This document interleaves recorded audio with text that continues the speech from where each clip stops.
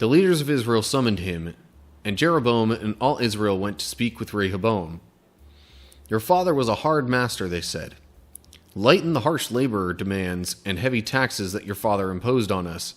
Then we will be your loyal subjects.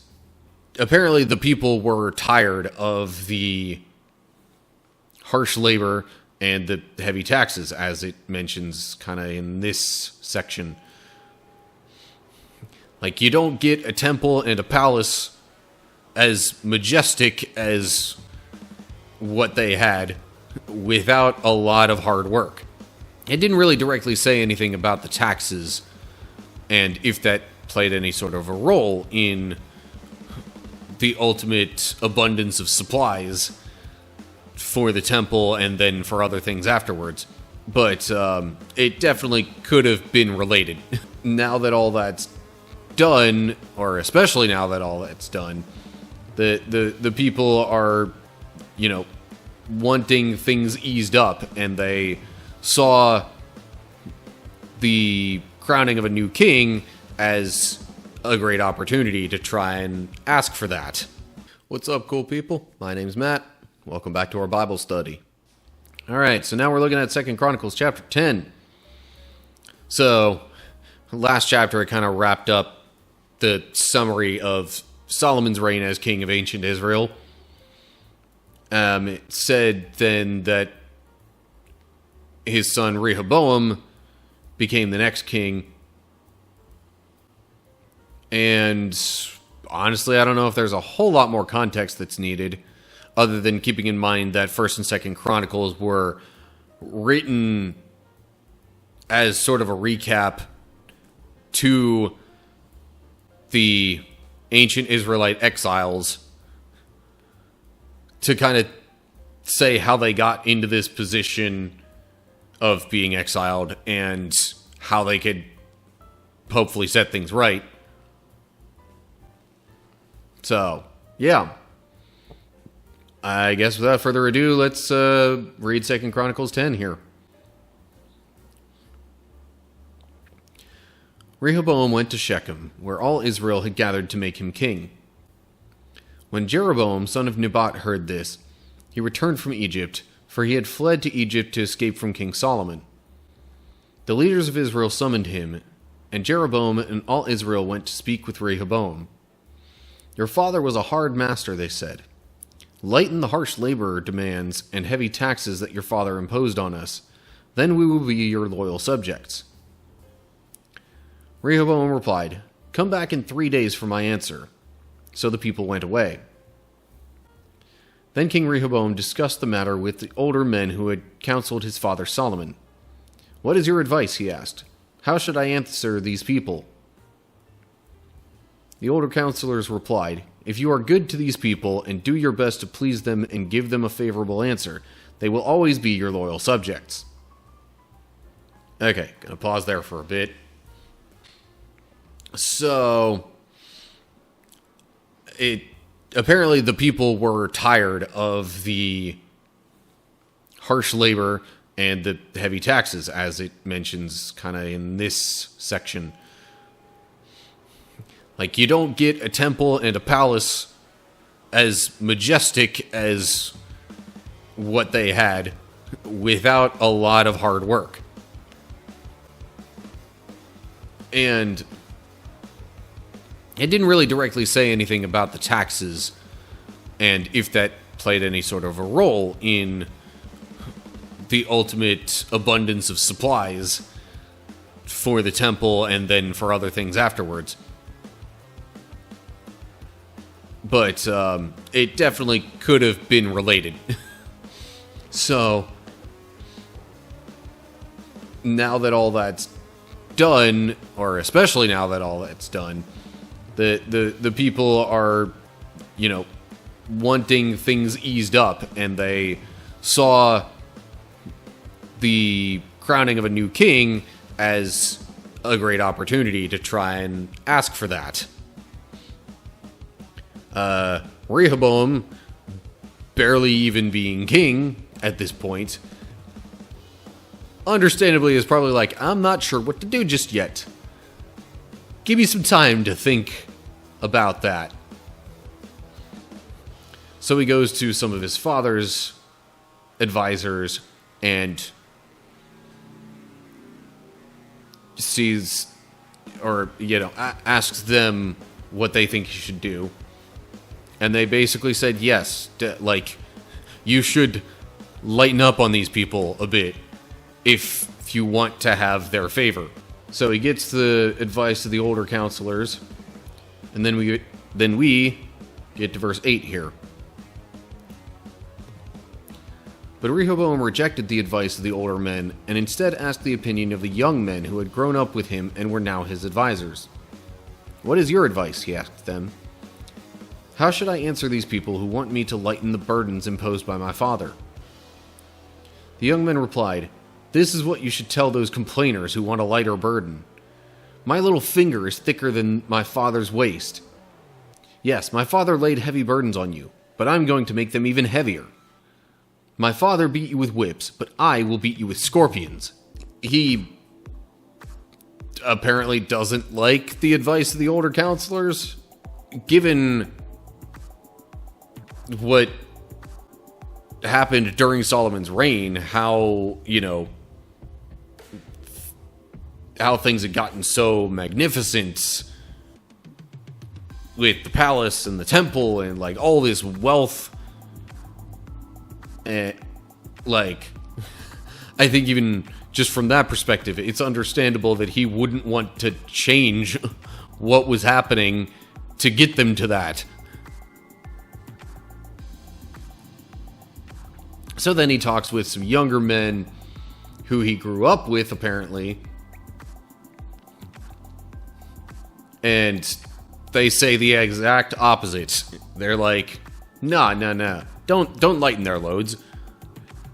Make them worse. Impose heavier taxes. Push harder labor. And basically just intimidate them.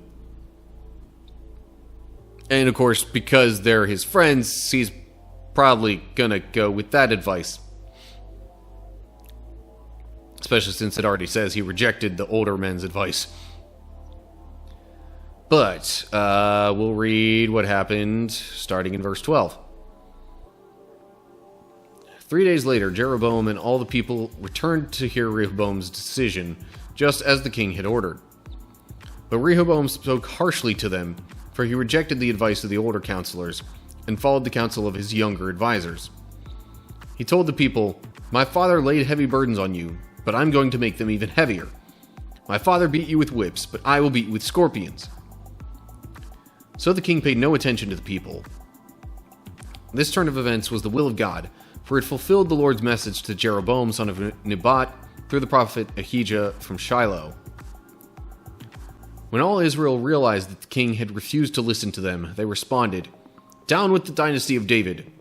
We have no interest in the son of Jesse. Back to your homes, O Israel. Look out for your own house, O David." So all the people of Israel returned home. But Rehoboam continued to rule over the Israelites who lived in the towns of Judah. King Rehoboam sent Adoniram, who was in charge of forced labor, to restore order, but the people of Israel stoned him to death. When this news reached King Rehoboam, he quickly jumped into his chariot and fled to Jerusalem. And to this day, the northern tribes of Israel have refused to be ruled by a descendant of David. This day, I guess, being, the time of the Israelites being exiled. Because, that's when this at least would have been told to the people.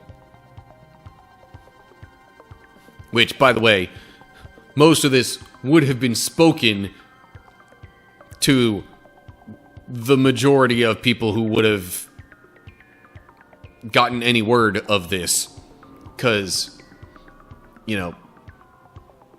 literacy rates were not as high back then. So being able to read and write in particular wasn't as common. So because of that, a lot of stories were kept through oral retellings and, any reminders like this to the people, especially if it was to a large number of them, probably would have been told, rather than handed out and given to them to read. Making stuff to write on was also more difficult back then, so it was also less common to just mass print things and send them out like that. In fact, I don't know if printing was even really much of a thing back then. It was written, for the most part, if not entirely. Essentially, Rehoboam tells the people he's going to make things even worse. More harsh labor, higher taxes. And the people say, all right, you know what? Forget you. We're not going to be ruled by you. We're going to go back home and, I guess, presumably select their own king, which it mentioned this fulfilling the Lord's message to Jeroboam. I forget what exactly that was, but you could go back to 1 Kings to read more on that, I think. But there was essentially a prophecy told to him that he was going to rule at some point. And it was, I forget what all exactly happened, but it was even specific enough that it was like, okay, yeah, you're not going to rule over the entirety of the current kingdom of Israel, but most of it, you will. Okay, notes here to read up on, where it says, my father laid heavy burdens on you. That comes from the Greek version and many Hebrew manuscripts. Masoretic text reads, I will lay. But then it wouldn't also say that he's going to make them heavier, right? I feel like that would have to be translated a little bit different. Paid no attention to the people. When all Israel realized that the king had refused to listen to them, note there says, comes from Syriac version, Latin Vulgate, and many Hebrew manuscripts. Masoretic text lacks realized. So, I guess then it would just say that all Israel responded down with the dynasty of David. Because it wouldn't be like, when all Israel that the king. That makes no grammatical sense. So they respond in that way. A lot of these notes really are just like translation notes that are put in here by the translators to say, in addition to what you read in here and the translation we decided upon overall, here's a note about other translation possibilities. Hebrew there says Hadarim instead of Adoniram, but it's considered a variant spelling. Although, I don't recall that name being included as a note back in 1 Kings, so maybe because it was Adoniram in 1 Kings, they decided to keep it consistent here. I wonder if technically, by our current day, any parts of northern Israel have been ruled by a descendant of David. Although they don't really have a king anymore, per se. Nor did Israel really have their own king after the exile. I don't think. They had other kings rule over them at various points. But yeah, I don't think they really had their own chosen king any other time after that. Anyway, so there's the big split between Judah and the rest of Israel, separating them into two separate kingdoms. And that's really when the downfall of ancient Israel started to really pick up steam, so to speak. But that's all we get for 2 Chronicles chapter 10. All right, so we once again come upon the split of Israel into two different kingdoms.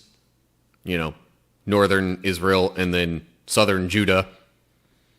And yeah, that's honestly really all that happened in this chapter. But it grants, like, it should get an entire chapter to itself, because it was a very noteworthy event. Still kind of surprising that it happened so soon after Solomon's reign. But then again, if you look at the reasons why, maybe it's not that surprising.